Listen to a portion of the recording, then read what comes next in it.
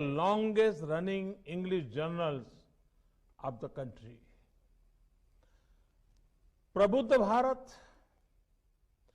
there is a very powerful thought behind this name. Swami Vivekananda named this journal Prabuddha Bharat to manifest the spirit of our nation. He wanted to create an awakened India. Those who understand Bharat are aware that it is beyond just a political or territorial entity. Swami Vivekananda expressed this very boldly and proudly. He saw India as a cultural consciousness that has been living and breathing for centuries. An India that only emerges stronger after every challenge despite prediction to the contrary. Swami Vivekananda wanted to make India prabuddha or awaken. He wanted to awaken the self-belief that as a nation we can aspire for greatness. Friends, Swami Vivekananda had great compassion for the poor. He truly believed that poverty was at the root of every problem.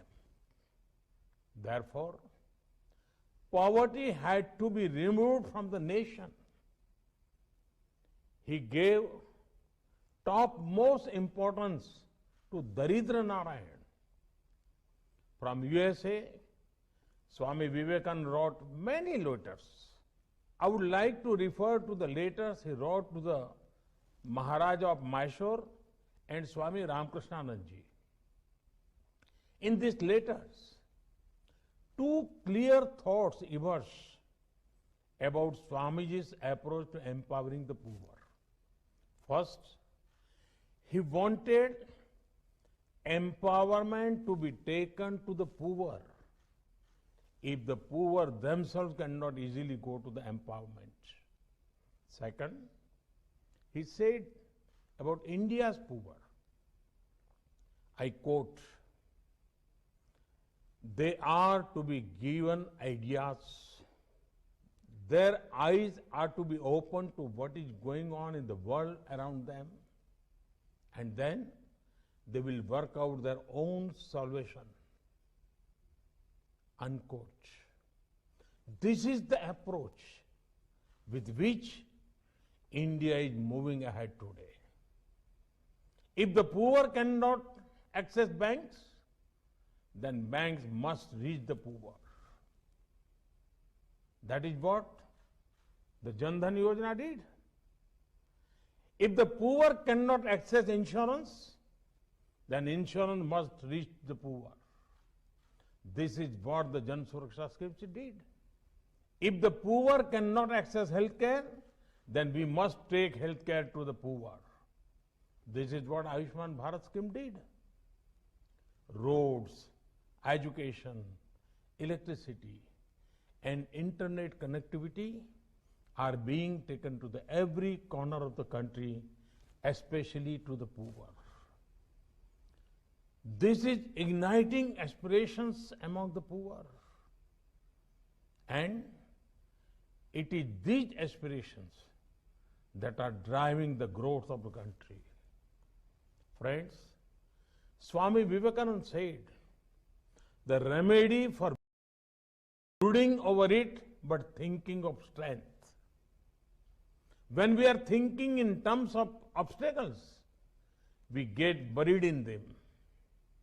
But when we think in terms of opportunities, we get the way to move forward. Take the COVID-19 global pandemic as an example. What did India do? It did not only see the problem and remain helpless. India focused on solutions. From producing PPE kits to becoming a pharmacy for the world our country has gone from strength to strength. It has also become a source of support for the world during the crisis. India is at the forefront of developing COVID-19 vaccines. Just a few days ago, India had launched the world's largest vaccination drive. We are using this capacity to also help other nations.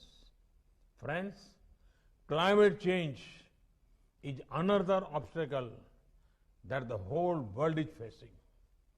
However, we did not only complain about the problem, we brought a solution in the form of the International Solar Alliance. We are also advocating greater use of renewable resources. This is the Prabuddha Bharat of Swami Vivekananda's vision being built. This is an India which is giving solution to the world's problem. Friends, Swami Vivekananda had big dreams for India because he had immense faith in India's youth. He saw India's youth as a powerhouse of skill and self-confidence. Give me 100 energetic youngsters and I shall transform India. He said, today we see this spirit in India's business leaders, sport persons, technocrats, professionals, educationalists, scientists, innovators, and so many others. They push boundaries and make the impossible into possible. But how to further encourage such a spirit among our youth? In his lecture on practical Vedanta, Swami Vivekananda brings out some deep insight. He talks about overcoming setbacks and to see them as a part of the learning curve. Second thing that must be instilled in people is to be fearless and to be full of self-belief. To be fearless is the lesson we learn from Swami Vivekananda's own life too. In whatever he did, he went ahead with self-belief. He was confident about himself. He was confident that he represented an ethos that is centuries old. Friends, the thought of Swami Vivekananda are eternal. And we must always remember, true immortality is to be achieved by creating something of value to the world.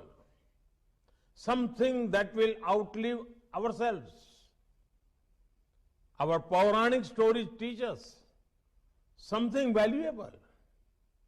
They teach us that those who chase immortality almost never got it. But those who had the goal of serving others almost always became immortal. As Swamiji himself said, only those live who live for others. This can also be seen in Swami Vivekananda's life. He did not go out to achieve anything for himself. His heart always beat for the poor of our country. His heart always beat for the motherland which was in chains. Friends, Swami Vivekananda did not see spiritual and economic progress are mutually exclusive. Most importantly, he was against the approach where people romanticize poverty. In his lectures about practical Vedanta, he says, and I quote, "The fictitious difference between religion and the life of the world must vanish, for the Vedanta teaches oneness." Unquote. Swamiji was a spiritual giant, a highly elevated soul. Yet, he did not renounce the idea of economic progress for the poor. Swamiji was a sannyasi himself. He never sought for himself a single paisa of money, but he helped raise funds to build great institutions. These institutions have fought poverty and promoted innovation. Friends, there are several such treasures from Swami Vivekananda that guide us. Prabuddha Bharat has run for 125 years, spreading Swamiji's ideas. They have built upon his vision of educating the youth and awakening the nation. It has contributed significantly towards making Swami Vivekananda thought immortal. I wish Prabuddha Bharat the very best for their future endeavors. Thank you. Thank you very much.